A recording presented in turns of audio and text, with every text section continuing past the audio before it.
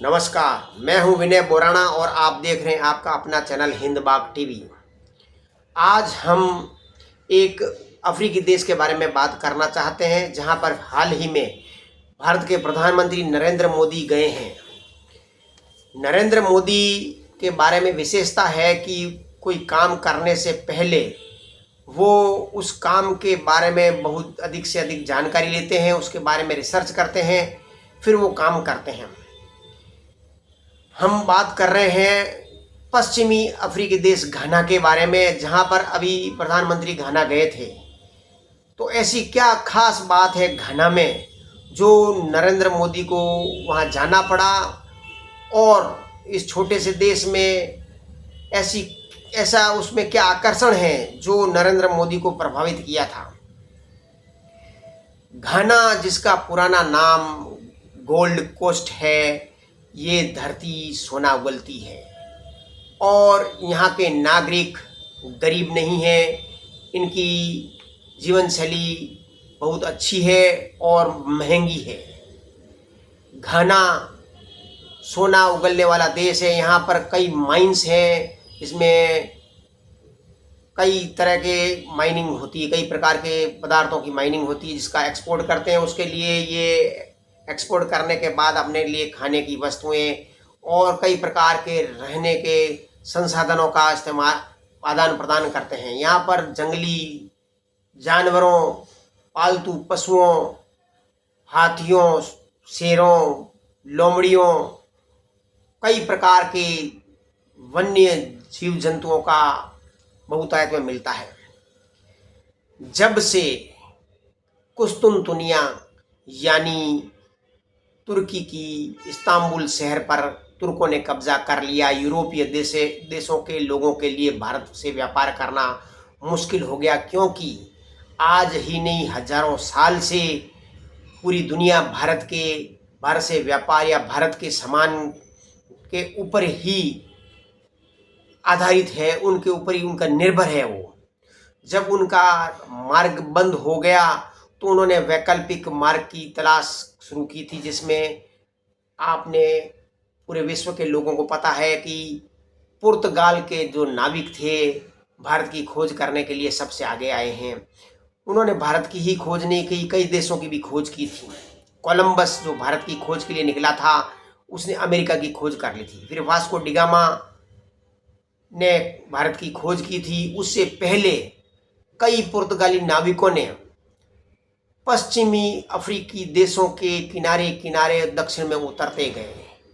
वहाँ पर एक 1492 में, भारत की खोज तो 1498 में हुई थी, घाना की खोज अंग्रेज़ों ने 1492 में की थी, पुर्तगालियों ने की थी। और यहाँ के किनारे किनारे पर इन यूरोपीय लोगों ने, जिसके पुर्तगालियों के बाद में अंग्रेज़ों ने, फ्रांसीसियों ने, डेनमार्क के लोगों ने, डचोज ने और स्पेनिश लोगों ने कई किले बनाकर यहाँ की आबादी पर कब्जा करने की कोशिश की, यहाँ पर व्यापार करने की कोशिश की। जैसे कि आम लोगों को धारणा है कि अफ्रीकन लोग जंगलों में रहते थे और उनकी संस्कृति एक आदिवासियों और वनवासियों के जैसी ही है। हाँ, ये काफ़ी हद तक ये बात सही है, लेकिन यहाँ पर भी राजवंशों के द्वारा राज किया गया था। पश्चिमी सूडान से कई लोग इस क्षेत्र में जो किनारा पड़ता है घाना का, यहाँ पर उन्होंने राज किया था। जो सोनिंग के लोग कहते हैं, उन्होंने अपना राज्य स्थापित किया था। घाना जो कि पश्चिमी अफ्रीकी देश में, जहाँ पश्चिम में कोत दीवार, उत्तर में बुर्किना फासो और पूर्व में टोगो और साउथ में गिनी की खाड़ी है, और इस गिनी की खाड़ी में जो तट है आज वो पर्यटन के हिसाब से बहुत महत्वपूर्ण है, और यहाँ से जो एक्सपोर्ट होता है वो बहुत ही महत्वपूर्ण होता है। इस वजह से ही नरेंद्र मोदी की विचार घाना की यात्रा करने पर हुई। ऐसा नहीं है कि यहाँ पर भारतीयों का आगमन नहीं है। भारतीयों का आगमन कहाँ नहीं है, अफ्रीका के प्रत्येक देश में यानी कि पूरी दुनिया में भारतीयों का आगमन है। घाना में भी लगभग 30,000 से ज़्यादा इंडियंस रहते हैं, जिसकी 3,000 से ज़्यादा वहाँ के तो नागरिक हैं, जिसमें गुजराती और सिंधी सबसे ज़्यादा हैं। घाना का जो धर्म है 72% क्रिश्चियन से। जब अंग्रेज यहाँ आए तो उन्होंने अपनी क्रिश्चियनिटी यहाँ पे बढ़ाई थी। सूडान से निकलने वाले मुस्लिम्स भी और उत्तरी दक्षिण अफ्रीका से आने वाले मुस्लिम्स आक्रांताओं ने भी अपना यहाँ धर्म बढ़ाने की कोशिश की। 20% मुस्लिम्स यहाँ पे हैं।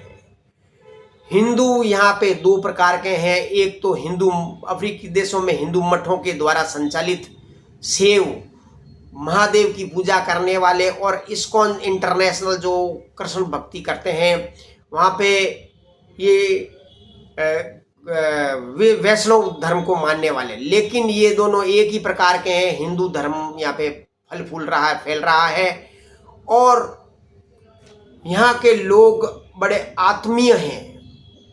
विदेशियों से प्रभावित होते हैं। उनका अतिथि देवो भव जिस प्रकार भारत में होता है उसी प्रकार यहाँ पे किया जाता है।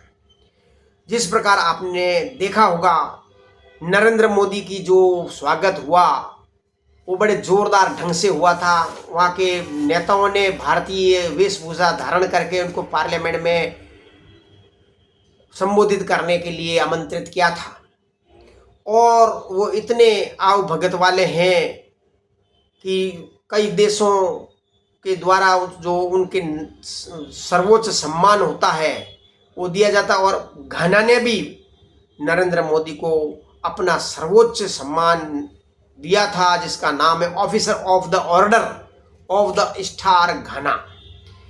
घाना का मतलब है लड़ाकू राजा, और ये अपने देश के लिए वाकई में लड़ाकू हैं, अपने देशभक्ति के लिए लड़ाकू हैं। इनका जो राष्ट्रीय एंथम है गॉड ब्लेस आवर होमलैंड, यानी हमारे देश, भगवान हमारे देश को आशीर्वाद दो। घाना की राजधानी अक्रा है। यहाँ की भाषा इंग्लिश और घानियन है।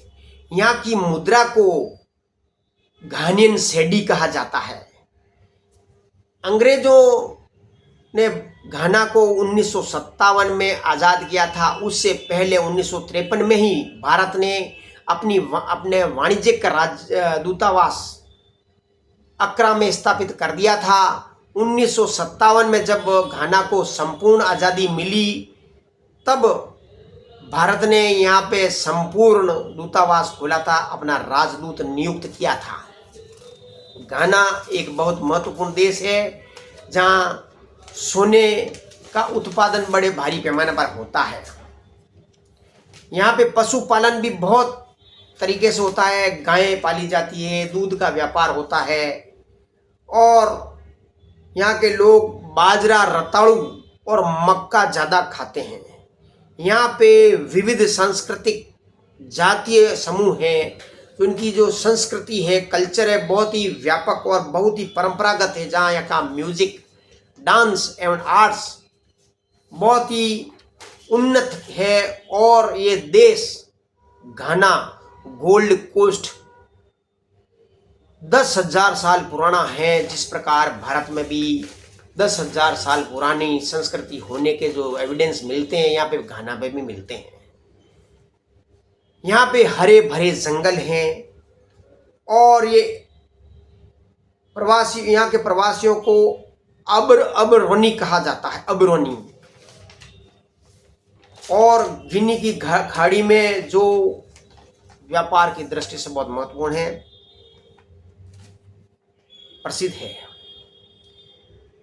घाना को मोदी जी ने यूं ही नहीं विजिट किया था। व्यापारिक कारणों से और सांस्कृतिक कारणों से मोदी जी ने यहाँ का विजिट किया था। मोदी जी अभी अर्जेंटीना का भी विजिट करेंगे। उसके बाद में एक और अफ्रीकी देश है उसका भी विजिट करेंगे। हम उम्मीद करते हैं कि भारतीय जो ट्रैवलिंग, घूमने के बड़े शौकीन हैं। इन छोटे छोटे अफ्रीकी देशों में वो घूमने जाए, उनको यहाँ की संस्कृति, उन्नत संस्कृति के बारे में, और यहाँ का जो तट है गोवा से बहुत शानदार है, गोवा के बनिस्पत बहुत शानदार है, वो आए और यहाँ का घाना के अलावा जो या छोटे छोटे देश हैं उनकी यात्राएं करें। जय हिंद।